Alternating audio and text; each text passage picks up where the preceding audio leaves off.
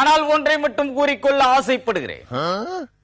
கோழியிலிருந்து முட்டை வந்ததா அல்லது முட்டையிலிருந்து கோழி வந்ததா என்ற இத்து போன கேள்வியை இடிதாங்கியிடமே கேட்டு கடுப்பை கிளப்புகிறார்.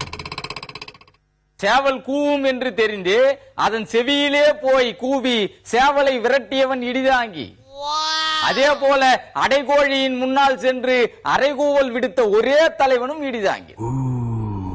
அப்படிப்பட்ட இடிதாங்கியிடமே கோழியா முட்டையா என்று கேள்வி கேட்டு மடக்க முடியுமா?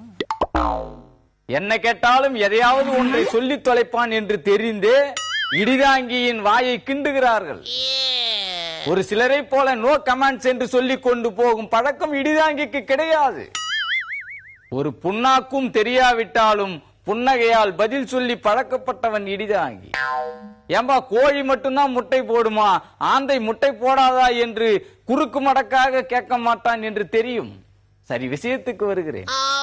அதாவது முட்டையா கோழியா யார் முதலில் வந்தது என்ற கேள்வியை சொல்லுகிறேன். கோழி பிரியாணி கேட்டால் கூடவே ஒரு முட்டை வைத்து சாப்பிடுங்கள் என்று கொடுக்கிறார். அதே நேரத்தில் முட்டை பிரியாணி வேண்டும் என்று கேட்டால் முட்டை மட்டும்தான் வருகிறது, அங்கே கோழி இருப்பதில்லை. இதிலிருந்தே தெரிகிறது கோழியிலிருந்து தான் முட்டை வருகிறது என்று. இப்படி யாராவது சிந்திக்க முடியுமா? கோழியின் வயிற்றில் முட்டை இருக்கிறது, பழத்தின் வயிற்றில் கொட்டை இருக்கிறது. அதாவது மாம்பழம், பலாப்பழம், கொய்யாப்பழம் என்று எந்த பழத்தை எடுத்தாலும் அதனுள் கொட்டை இருக்கிறது. அப்படி என்றால் முட்டை வேறு கொட்டை வேறா என்று யாராவது கேள்வி கேட்டிருக்கிறார்களா? முட்டை நான்வெஜ், கொட்டை வெஜ் என்று பகுத்தாய்ந்து டாக்டர் பட்டம் பெற்றவன் இந்த இடிதாங்கி என்பதை உலகம் அறியும். கொட்டை பற்றி முன்கூட்டியே ஆய்ந்தவன் இடிதாங்கி என்ற காரணத்தால் தான் இடிதாங்கியை முந்திரி கொட்டை என்று எல்லோரும் புகழ்கிறார். ஆனால் இந்த முந்திரி கொட்டையை என்றைக்காவது மந்திரியாக்கி அழகு பார்த்திருக்கிறீர்களா? அமெரிக்காவுக்கு போன பிரதமரிடம் கூட இடிதாங்கியை பற்றி விசாரித்திருக்கிறார் ஒபாமா.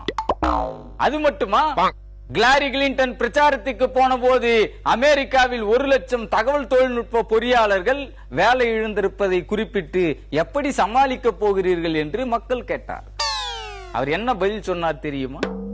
இடிதாங்கியை அரசியல் ஆலோசகராக பணி நியமனம் செய்து பிரச்சனைக்கு முற்றுப்புள்ளி வைப்பதாக சொல்லி தனது வெற்றியை தக்க வைத்திருக்கிறார்.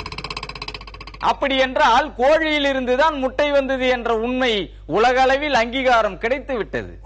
ஆக இடிதாங்கிக்கு இருக்கும் ஒரே சொத்து இந்த அறிவு சொத்து தான். அந்த அறிவு சொத்தை வருமானத்திற்கு அதிகமாக சேர்த்து வைக்கலாம் என்று நான் இந்த நிமிடம் வரைக்கும் எண்ணியதில்லை.